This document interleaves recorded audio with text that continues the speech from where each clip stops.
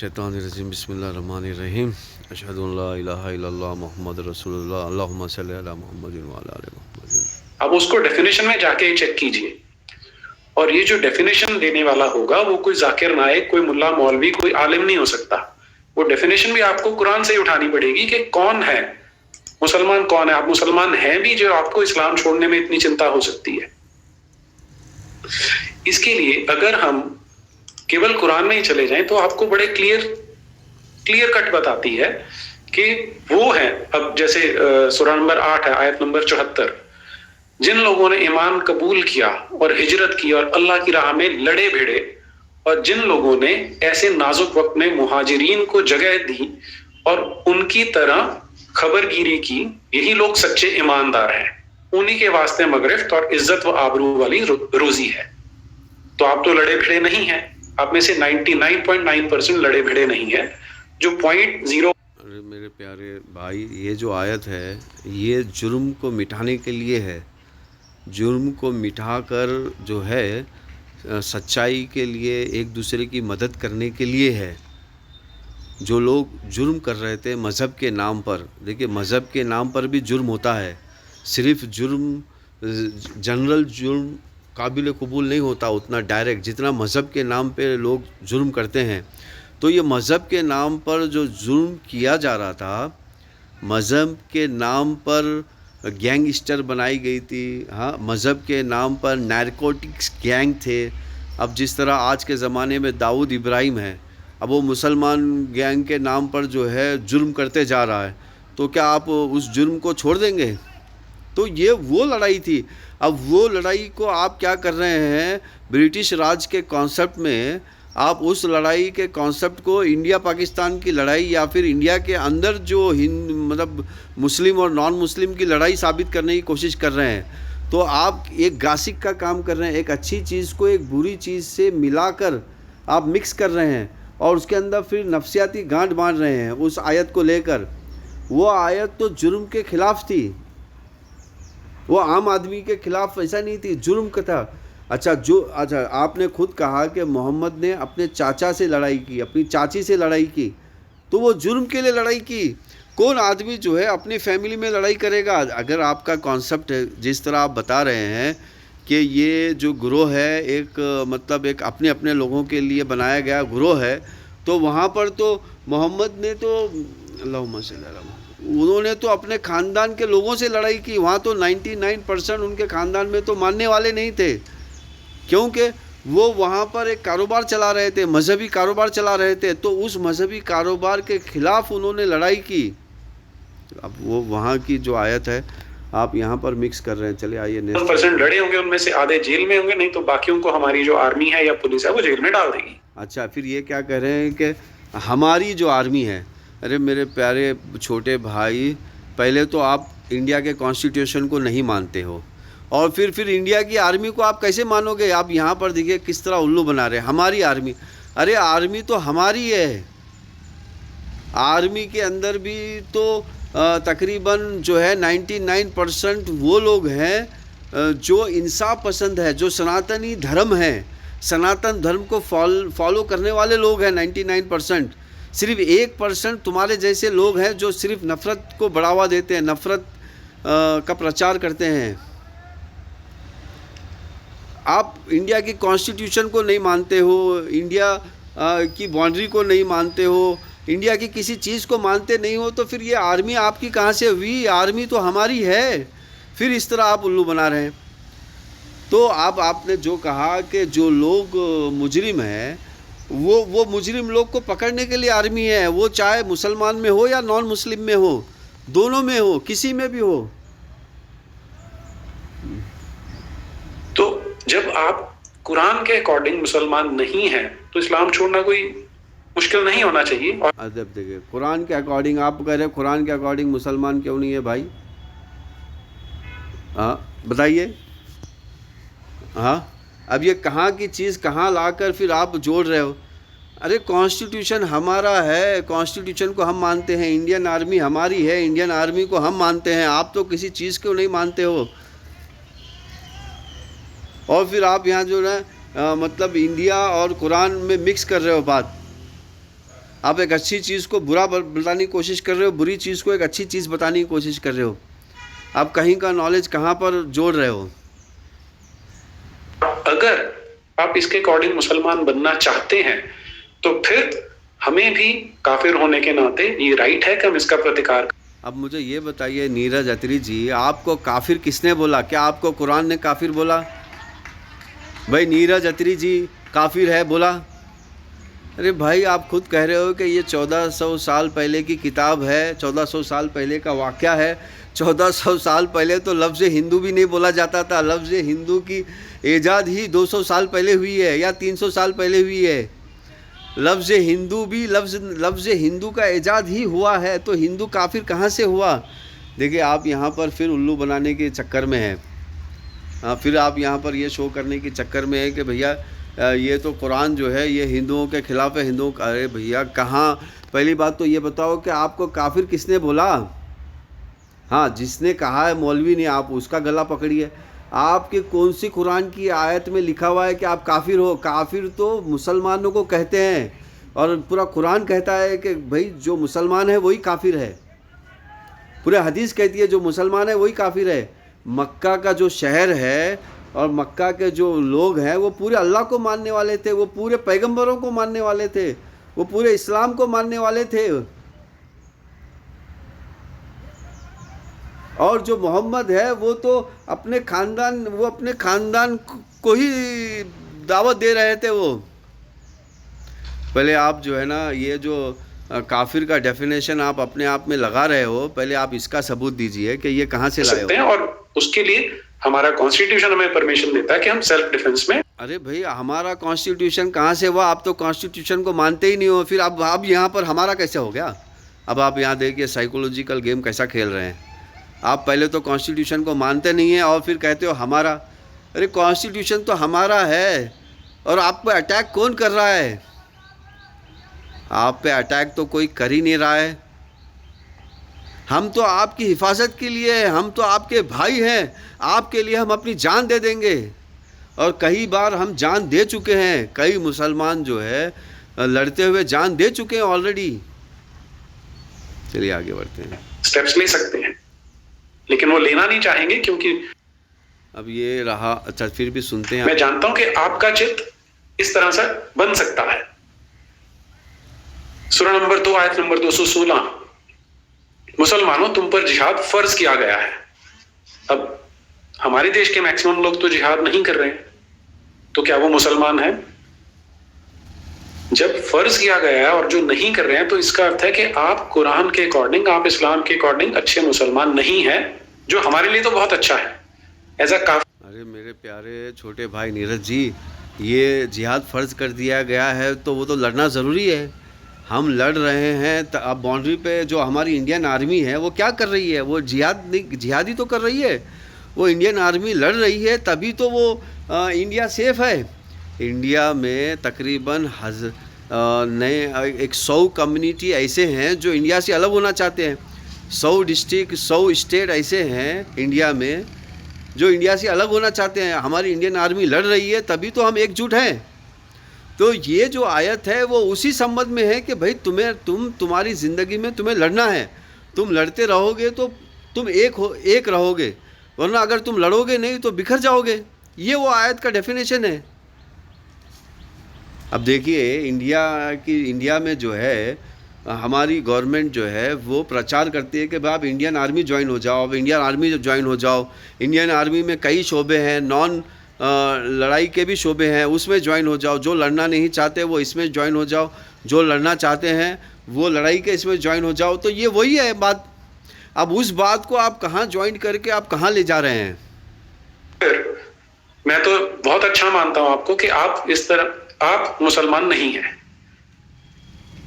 आगे देखिए सूरा नंबर 4 आयत नंबर 95, माजूर लोगों के सिवा जिहाद से मुंह छिपा के घर बैठने वाले और अल्लाह की राह में अपने जान व माल से जिहाद करने वाले हरगिज बराबर नहीं हो सकते। तो जो ये कुरान का गॉड है अल्लाह नाम का, वो आपको जिहादियों के बराबर रखता ही नहीं है। मुहाजिरों जो, अरे छोटे नीरज अत्री जी भाई, अब जो इंडियन आर्मी के अंदर जो लड़ रहे हैं मैदान में, और फिर इंडियन आर्मी के अंदर जो नहीं लड़ रहे हैं, नॉन टैक्टिकल लोग हैं, एम्प्लॉय है, और फिर हम जैसे लोग जो आम तौर पे यहाँ पर ज़िंदगी गुजार रहे हैं, तो क्या हम तीनों बराबर हैं? बिल्कुल बराबर नहीं है हम तीनों भी। हम यहाँ पर ऐश कर रहे हैं, आराम से सो रहे हैं, आराम से उठ रहे हैं, आराम से जाग रहे हैं, आराम से घूम रहे हैं, आराम से बात कर रहे हैं, और आप भी नीरज जी जो बात कर रहे हो आराम से, वो इंडियन आर्मी के बदौलत में है। तो हम दोनों बराबर थोड़ी है।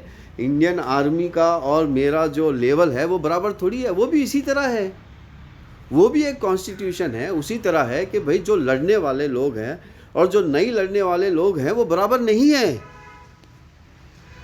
उनकी इज्जत ज़्यादा है, इसलिए तो उन्हें सम्मानित किया जाता है, उन्हें छूट दी जाती है, कई एडमिशन में छूट दी जाती है, पढ़ाई में छूट दी जाती है, नौकरियों में छूट दी जाती है, नौकरियां दी जाती है, उसी लिए तो है ये।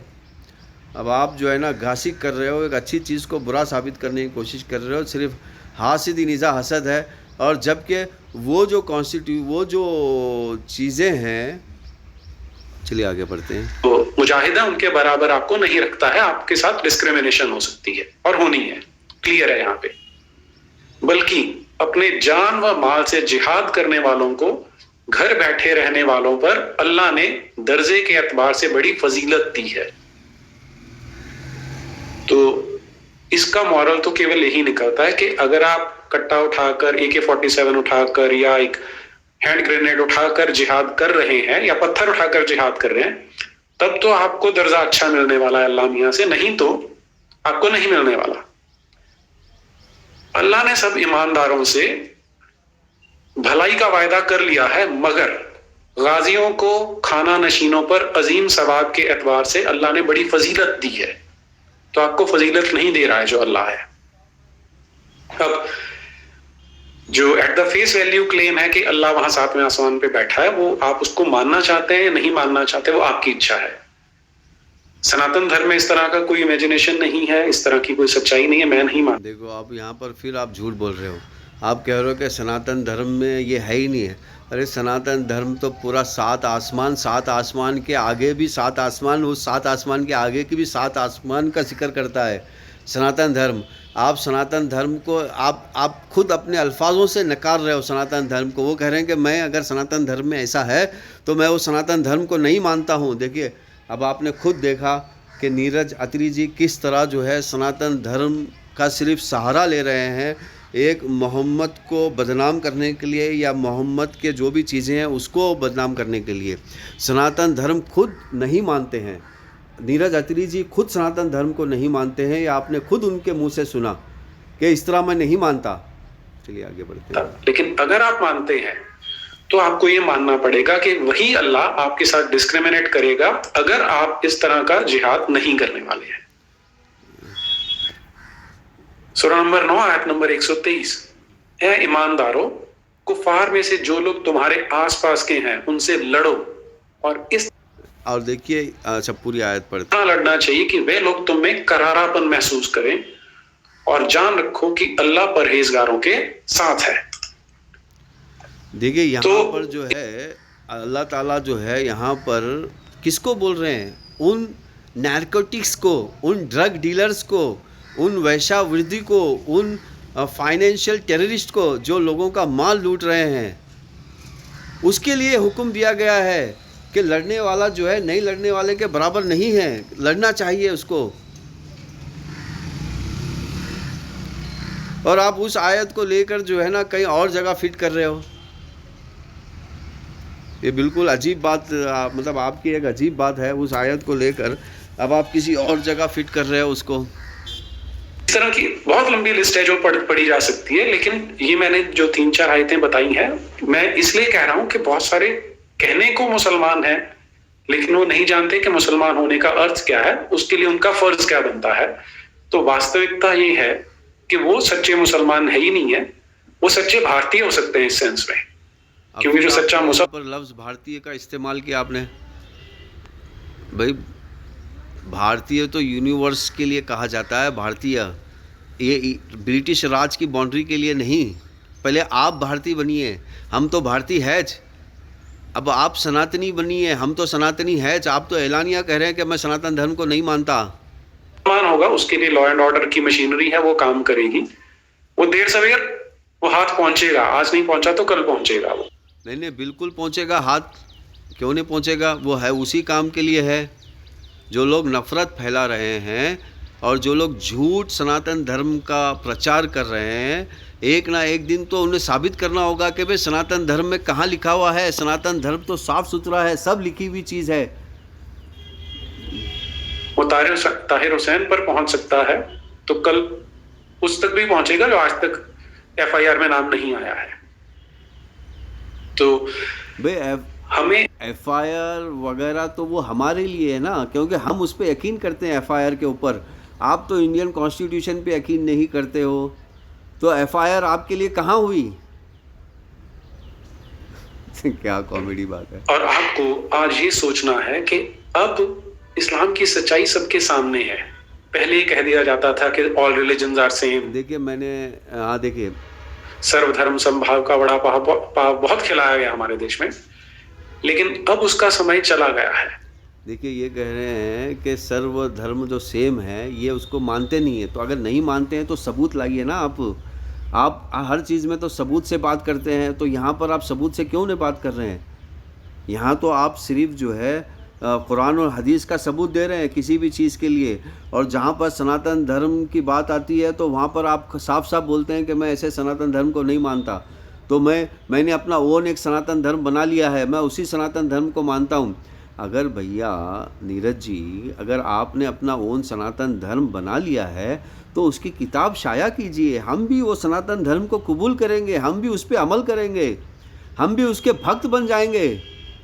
आपका वो सनातन धर्म है कहाँ? भाई हमारा तो जो सनातन धर्म है वो वेदास के अंदर है, वो पुराणास के अंदर है, वो उपनिषद के अंदर है, वो ओपन है, सब लोग पढ़ सकते हैं, सब लोग देख सकते हैं। लेकिन आपका जो सनातन धर्म है वो कहाँ पर है, कहाँ छुपा के रखा है? वो हमें बताइए, उस किताब का रेफरेंस दीजिए, लिंक दीजिए। और आपको जिन लोगों ने मूर्ख बनाया था, मैं पर्सनली ये सोचता हूँ कि अगर कोई मुझसे झूठ बोलता है, मेरे साथ धोखा करता है, तो मैं उसे अपना सबसे बड़ा शत्रु मानता हूँ।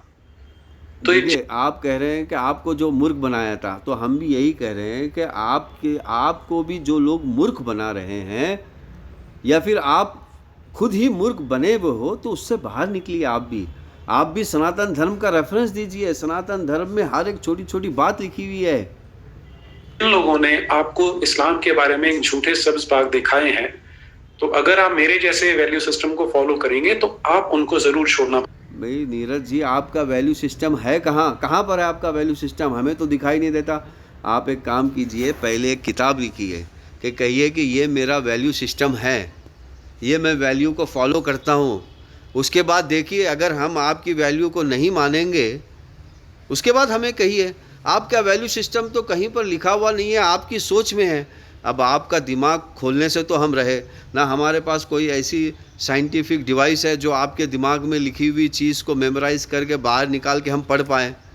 तो आप लिखिए किताब, पहले आपके वैल्यू सिस्टम बनाइए। हाँ, हमारे सनातन धर्म का जो वैल्यू सिस्टम है उसकी किताबें ओपन है, उसका लिंक मैं इस वीडियो के नीचे दे दूंगा। सारा वेद पुराण पहले भी आपको दे दिया था हमने, vedpuran.net, सारी किताबें आप डाउनलोड कर सकते हैं, सारा पढ़ सकते हैं। मतलब आपकी जो आपका अपना बनाया हुआ जो सनातन धर्म है वो कहाँ पर है? आपकी सोच में है। ये बहुत अच्छी बात है। आप उस सोच को किताब बनाइए, किताब बना के हमें बताइए, या ये वीडियो बनाइए एक, और कहिए कि देखिए ये मेरा सनातन धर्म है। आप देखिए, जब अगर आपके किसी चीज़ को फॉलो नहीं करेंगे तो आप बताइए। पसंद करेंगे। और आपसे विनती यही है कि इन चीज़ों से आउटग्रो कीजिए, इनसे बाहर आइए, क्योंकि जब आप बाहर आएंगे तो आपको एक खुलेपन का एहसास होगा। तो आपसे भी विनती है कि आप भी अपने सोच से बाहर आइए और सनातन धर्म को अपनाइए।